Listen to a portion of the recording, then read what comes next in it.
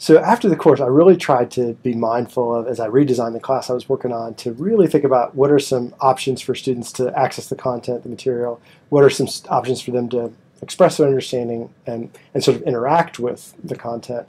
So in terms of providing multiple ways for students to access content, for every major topic that we had, I tried to provide a range of different types of readings or videos, podcasts, things like that.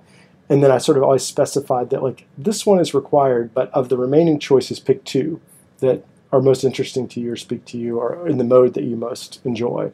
So that was great. It didn't require a lot of extra time or effort, but the students, I think, really appreciate that. And it's interesting, they don't all choose the videos. Some of them prefer to do 3 readings, which is great. But at least they've had that choice. They've had the opportunity to think about how they want to interact with the material. So I think that's gone really well.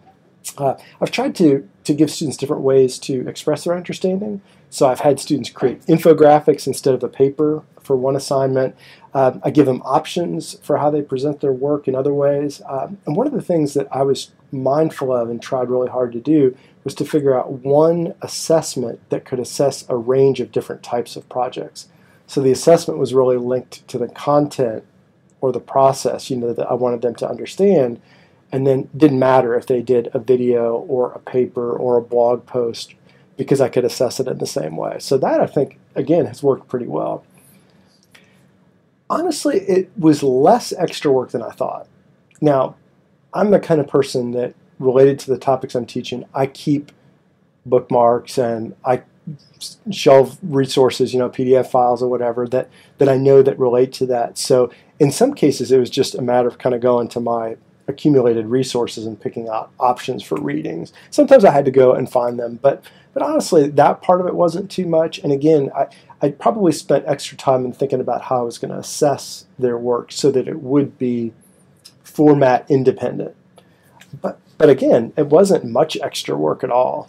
And I think one takeaway I don't know if it's been totally surprising, but the degree to which I feel this is surprising is just how I think it's made me, thinking about UDL and really trying to lay this over, wasn't a lot of extra work. It was a shift in my thinking. It wasn't a lot of extra work, but it's been a lot more rewarding, I think, as an instructor. And I hope, that the students experience that too. And I mean, I've heard anecdotally from some that they appreciate having the choice and the autonomy, to kind of shape their own learning, at least within bounds. So so I hope it's reflected from their perspective. But it's been, I think it's challenged me a little bit more to be more creative, and it's been great.